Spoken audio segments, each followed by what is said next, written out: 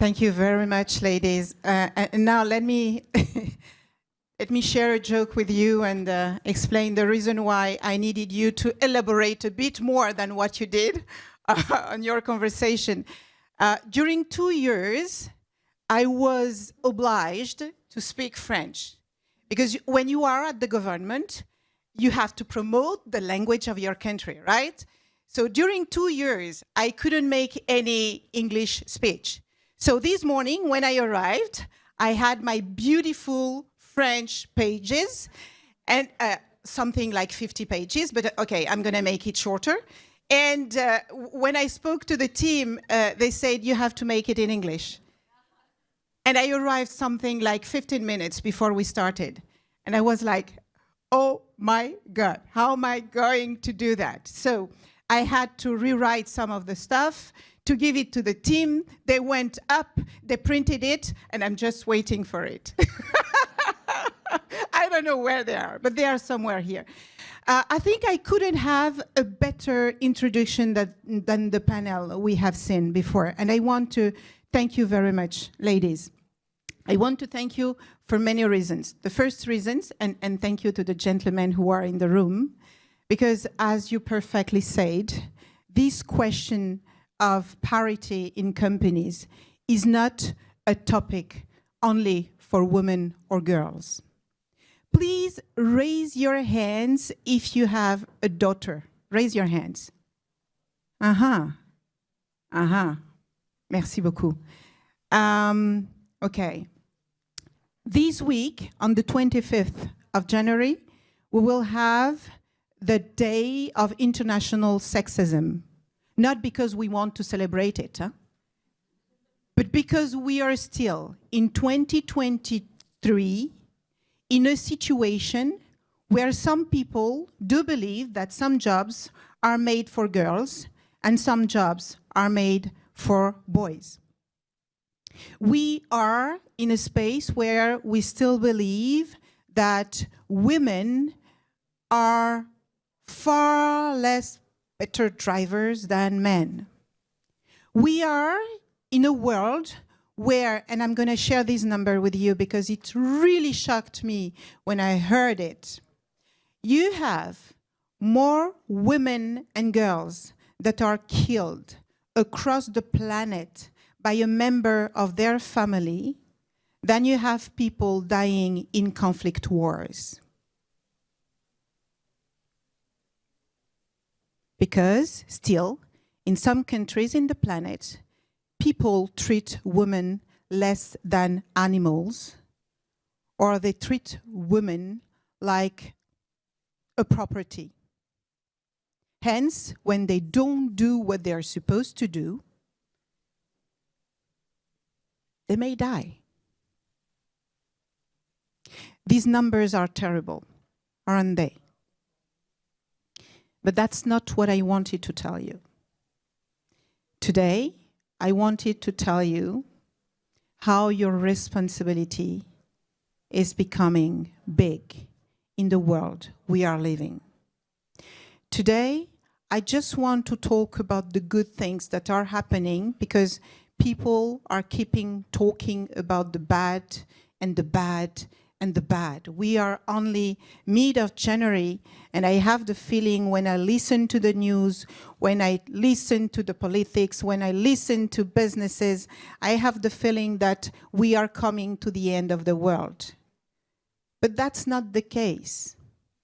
You know, I don't remember who said that behind every crisis, there is an opportunity.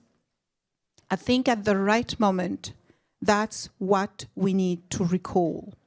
We are living in a world of perfect turbulence. And because we are living these turbulences, we have amazing opportunities to change some of the things that are not working properly. Yeah?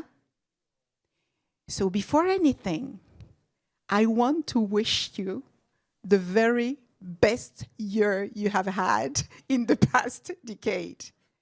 No, seriously. I'm very serious because I remember this quote from Kissinger. the Nobel Prize, who said, and I think it fits perfectly well the environment we are living in. He said, who owns the food supply controls the people. Who controls the energy controls a continent. Who controls the money controls the world. Hence, you can imagine how happy I was when I received the invitation from the IPEM to speak to the people who do control the world. Seriously, when you think about it, remember that 20 countries in the world are sharing exactly 84% of the world's wealth. 20 countries in the world are sharing 84% of the wealth in the world. And the 16% remaining are shared by 170 countries. And many of you in this room, women and men, are controlling this money. Isn't it amazing? I'm not going to speak about the problem that it brings, right? Because it's bringing thousands of problems. But when you think about the fact that you have in your hands the possibility to change the way this world is working just by making the right investment at the right place, isn't it exciting? I feel like I'm the only one excited by this idea. No, but isn't it exciting? But it also comes with a lot of responsibilities. And this is where the challenge lands. We have learned how to use money to make more money. But we have not learned how to use money to fix the 1,000 problems we are currently living. And the reason why I wanted to speak to you, ladies and gentlemen, particularly you, because if you have decided to attend this session, is because you have this perception that something is not working properly, and that maybe you can do something to change it. Not only because you were women, and I loved all the things you said, but just because you are human. Because let me remind you, you know, when I was the minister in charge of gender equality, diversity, and equal opportunities, people had these kind of stereotypes, or women are more caring. Would we say that Margaret Thatcher was more caring than anybody else? I don't like these kind of stereotypes. When you care about people, you care about these people independently of their gender, independently of the color of their skin, independently of their cultural belonging, from wherever they are. You just care because they are human like you are. The problem is, it is beautiful on the paper, but it is not working properly. And I really liked hearing you, ladies, because I know it is the 8th session of IPEM, but for me, it is the first time I'm participating to this event. And I was listening carefully what you said, although I had a bit of stress. Are they going to bring me the papers? But I was listening carefully to what you said. And it's funny because what I heard in your speech is exactly what I've been hearing from women, whatever industry they are working in. I spent 30 years of my life working in very, very masculine worlds, though very sexy. I worked in the building industry for 10 years, and I worked in the tech world for 20 years. For those of you who don't know me, there was almost zero chance that anybody bet that one day I would become who I have become. I was born in Cape Verde. Tell me if you know where Cape Verde is. Okay. Oh, I'm impressed. I'm impressed because when I arrived in France, I was 7 years old, and people didn't have any clue where Cape Verde was. Do you know what? Why? Simply because this archipelago is so small that most of the geographers don't even design it on the map. This archipelago is one of the most beautiful I know, but it's also one of the poorest I know. I was born in a very humble family. When I say humble, I'm being kind. My family was poor. And in the country I was born, patriarchy is the rule. Hence, I was raised to become a nice spouse, a good mother. I was raised to take care of my parents, of my future husband, of my kids, but never, absolutely never, my parents would have thought that one day I would become a judge, because they didn't read. Both of them have not been to school. They couldn't imagine that one day I could lead the largest tech companies in the world. They couldn't imagine that one day I would become a minister in a country where we were immigrants. None of them. You know why? Because on the paper, human equality means something, but in the real life, nobody cares. You care about being treated equal to your family members, to the people who come from your country, to your neighbors, but the more you are far from the other people, the less you care about equality. That's the reality of the world we live in. Let's speak about environment. Everybody is speaking about environment today. Every single person is speaking about environment. But I remember when I was the CEO of Lenovo in France, I had decided to have two kinds of prices for my clients. One price for those who were ready to wait for their products 3 weeks so we can ship them by boat. And those who wanted to pay more and have them the second day. Amazon has done an amazing job.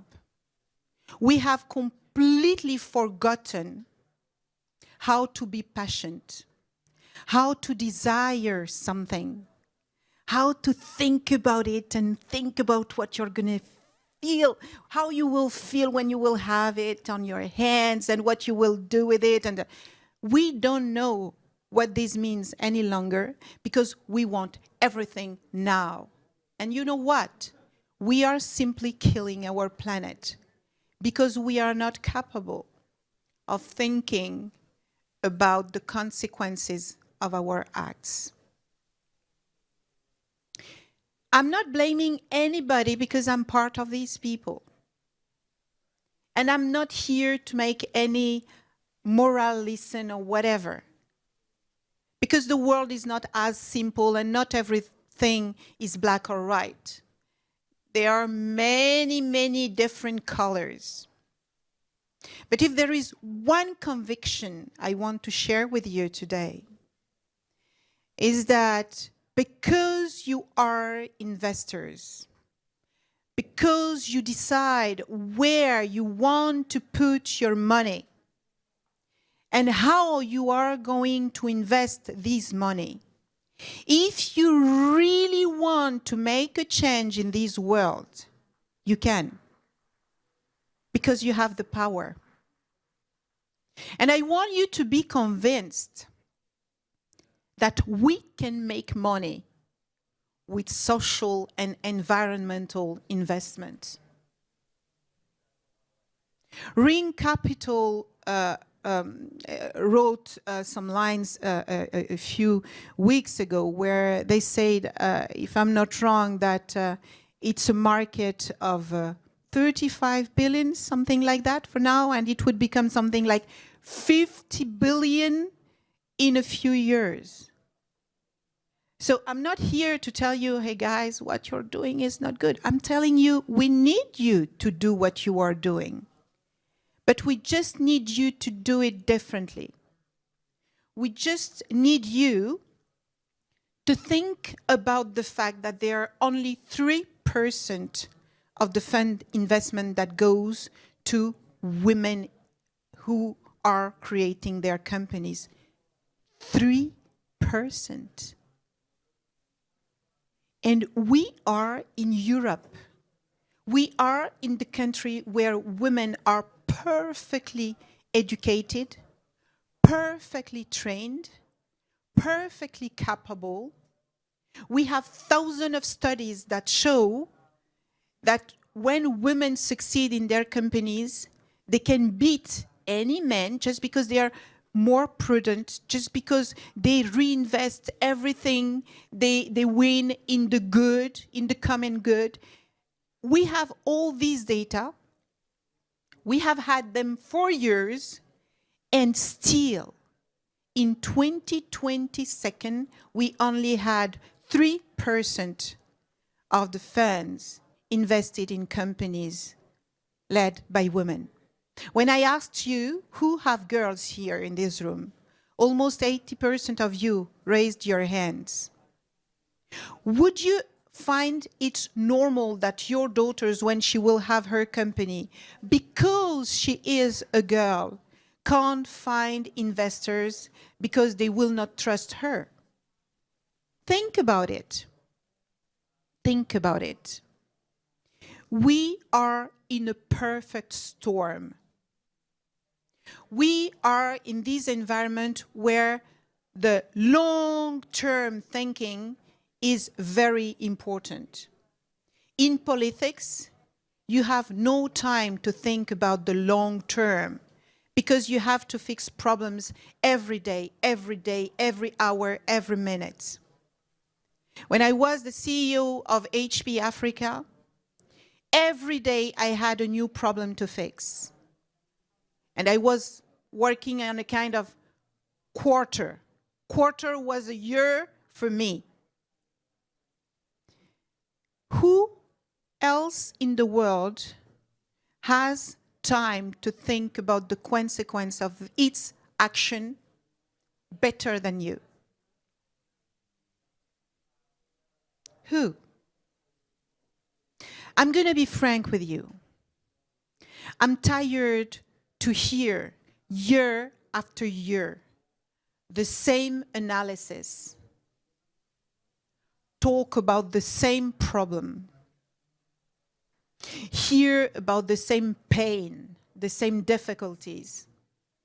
And you know why I'm tired to hear that? It's because in Europe, we are not in Africa. We are not in Asia. We are not in some of those countries where people are trying to survive every single day. We are in a country and we are in a continent where the Maslow pyramid can go to the top. And because of that, we are the one who can show what can be done in the future, not only to make this world fairer, not only to make it more inclusive, but because it's a question of common survival. And I do deeply believe that there is nothing more gratifying in the world than doing something that is bigger than we are, and just feeling that because of the good we are doing, we are saving the life of another human. Thank you.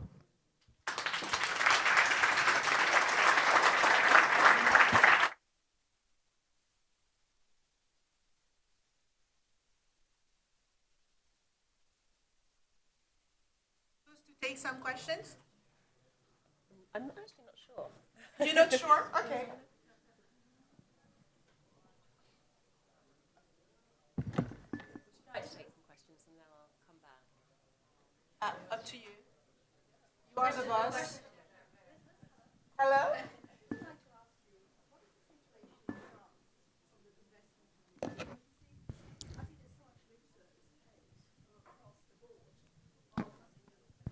Across the board, you know, of investing in women. I mean, I've been on the road for 14 months on behalf of a gender diversity fund in Southeast Asia.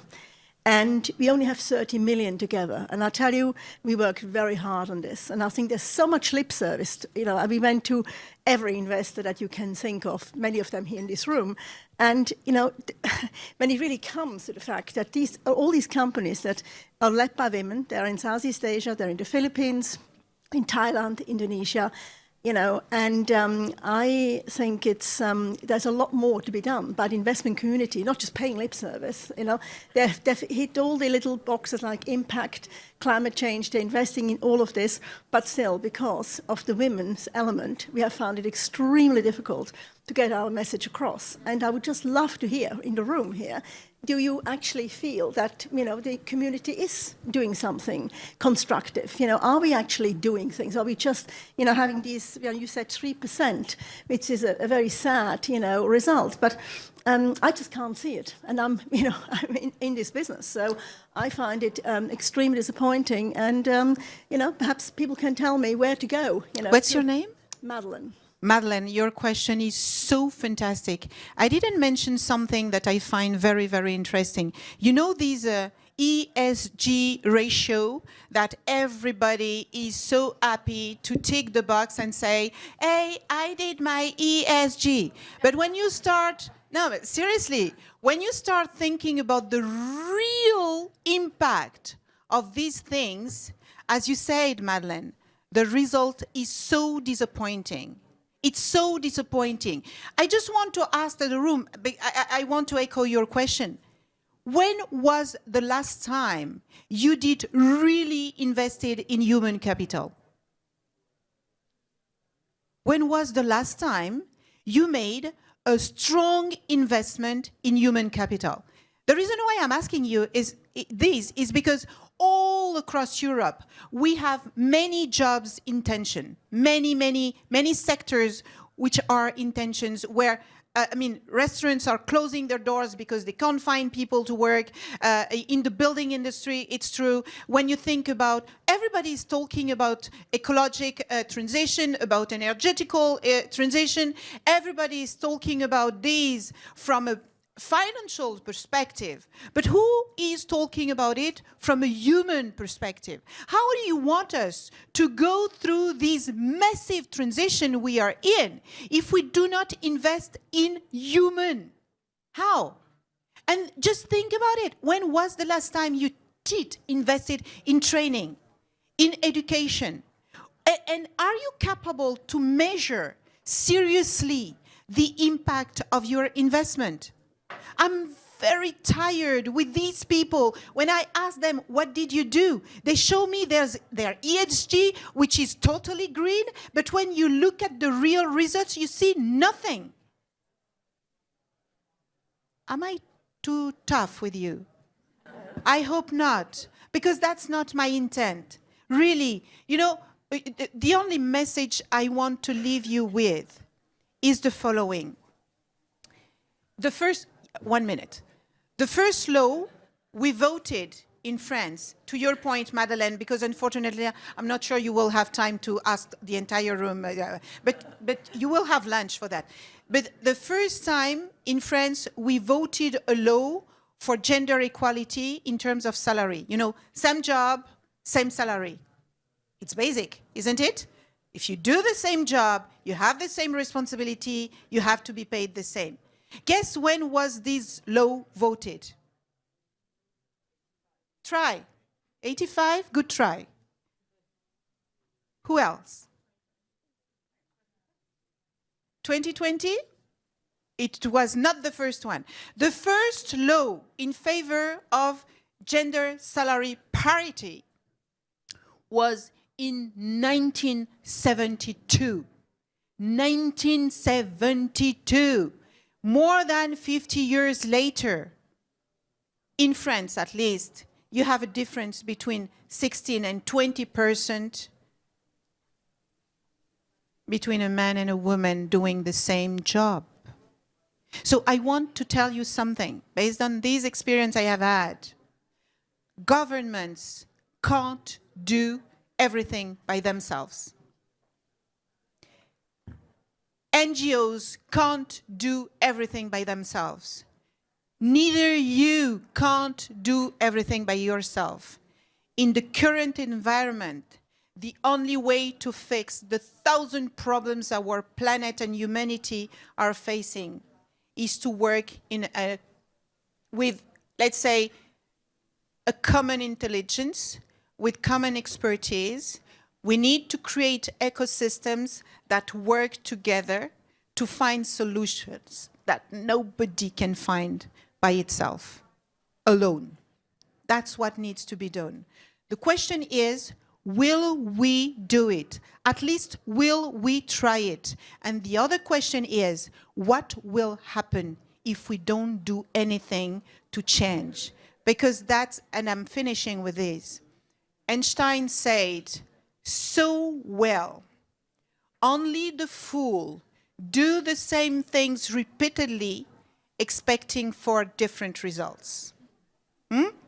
So I think, again, at least in this room, you have all the solutions on your hands because you own the money. You have this money, even if it's not totally yours, but you have this money, and you can make a huge difference in the world with this money, and more than ever, we need you.